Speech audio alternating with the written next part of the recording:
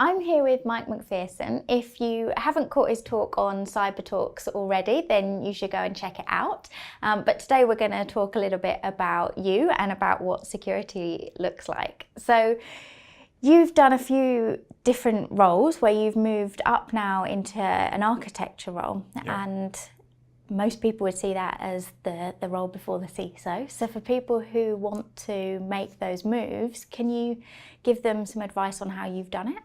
Yeah, absolutely. So I was very fortunate. I spent a lot of time, about 15 years in the military. So I had a broad spectrum of security experience before.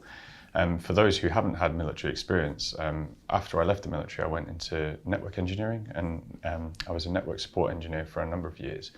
And then naturally, I progressed into network security, so looking after firewalls, routers, switches, edge devices.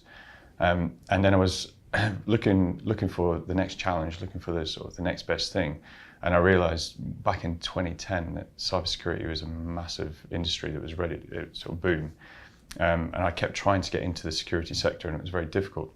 I was very fortunate that I found myself in a someone offered me a network engineering role that they actually needed an interim CISO. So it was a very fortunate experience for myself to actually go into that, but I realized that there was a lot of responsibility. Being a CISO is so demanding, and I was the only person, so I not only had to do the engineering, I had to do the security audits, but I also had to face off to clients as well and give them audits and update on where the security was. So I stepped back and moved back to an engineering position, and then from that, I've naturally found the path is that you eventually move into an architectural role if that's what you're looking for, because it gives you a fundamental understanding of all the security controls that are required, and then you can actually define best practice for the organisation you're working for. So you take your engineering experience and the knowledge you've built up over time, and you can actually influence the business decisions. So you can, if you're direct reporting into the CISO or the Chief Operating Officer or the Chief Technology Officer, you can help influence their choices in security controls.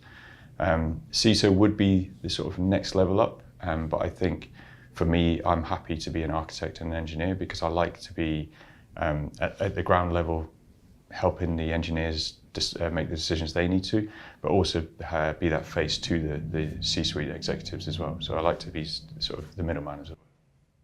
Okay. Well, it sounds a lot like security in 2010 that you've just described, the only person doing everything. Yeah. How else have you seen security change over that time?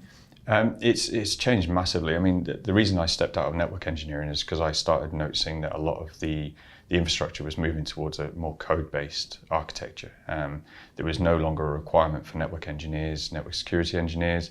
It seemed to be that everything was being deployed via APIs and via software-defined networking. So in some respects, I started to panic and I started to think, well, I don't want to be without a job. So I started looking at how I can change that myself. So I started to look at how to code. I realized I was rubbish at it. So I then started looking at, okay, I always wanted to be an architect of buildings, so maybe that can apply to technology. And then I've just sort of carried on. But the industry itself is always changing. And I think now I'm noticing some massive moves towards, like I said, software-defined networking from a network perspective. But application security is becoming a massive problem for businesses. We're adopting cloud more. Businesses are starting to accept that cloud is a safe mechanism to leverage or to move their existing legacy infrastructure onto the cloud. Mm-hmm. So I think it's helping organizations understand the security ramifications of moving to a public cloud. And I think there's a lot of organizations who haven't actually sort of fully embedded that yet. So there needs to be a lot more focus on the cloud infrastructure. And then from that, it comes businesses want to actually start to operate at a leaner cost as well. So it's trying to tie in the operating costs of the cloud with the security controls. So I think that's going to be a massive move for the industry. And do you think businesses now understand the security risks and are happy to take them on and understand how they can mitigate them? I think businesses are certainly more aware of the security risks that they face. There's a lot of industry professionals out there like myself who've tried to help organizations understand that. Whether or not there's certainly going to be buy-in from a C-suite perspective, but it all comes down to finances.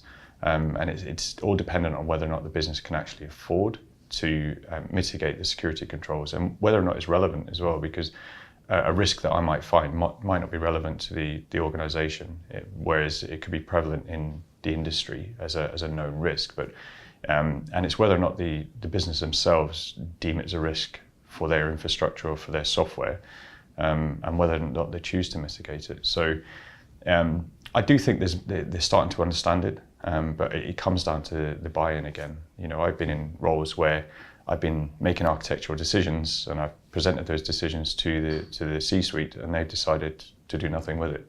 And I touch wood, up until now, there's been no breaches, but the day there is a breach that occurs, then it'd be kind of, look, we told you about this. This is what we advised, and you chose not to, and that's why the risk registers exist, I suppose.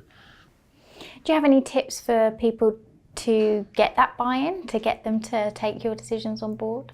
One thing I've always prided myself on is the fact that in security, I think you need to be able to talk about security.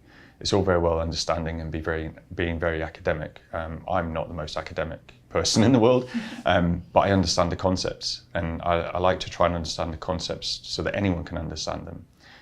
And with that in mind, if you can articulate the security concepts to business leaders and help them understand what the financial ramifications of not having a security control in place, then that's going to go a long way for your future career in the industry. Make it about the money.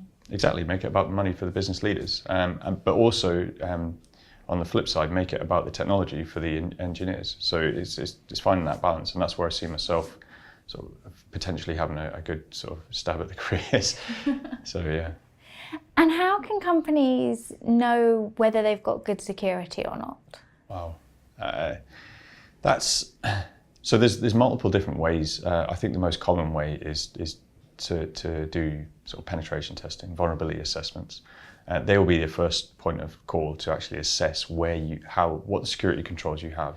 A lot of the larger organizations, so the enterprise organizations, will be regulated. So they might have ISO 27001 or PCI DSS regulations, or Sarbanes-Oxley for some of the financial regulations that are in place. They're all very well and good, but for small and medium enterprises, they don't necessarily know whether or not they've got security controls. And I think the first step would be to try and speak to a security professional, reach out to them to do an assessment if they haven't done one already. But it's not a lot of companies treat these regulatory compliance certificates as a tick box exercise, and that's where it's detrimental to the organization, because they put controls in place, they tick a box, they get the certificate, and then they forget about the security controls. There's no sort of follow-up from that. So it's difficult. I think organizations can try their best, and that's all we can do. We're never going to, there's no sort of panacea for security. It is literally just do the best you can within the guidelines and regulations that your business falls under. And if in doubt, reach out to a security professional. Because from what I've experienced in the industry, we're all willing to help.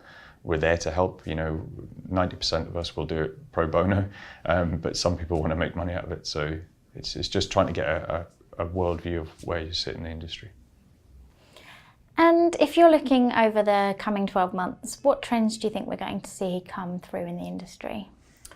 I think from what I've seen, there seems to be a massive drive for DevSecOps is coming. So the integration of development and operations has been around for a good 10 years, but now there's a drive to integrate security into that concept of development and operations, so it becomes DevSecOps.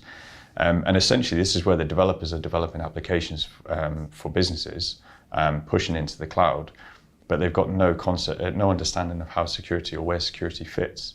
So what they try and do is get security professionals like myself into the business at the earliest point, and then help drive that change so that everything that's been designed and pushed out into the real world is actually secure. And looking at sort of the job markets and the industry changing, there seems to be a massive drive for that at this time. So I think over the next 12 months, we're going to see a massive push with DevSecOps engineers and architects. I think you could be right on that. Oh, that's good. Well, thank you very much for coming in this morning. You're more than welcome. It's been really interesting talking with you.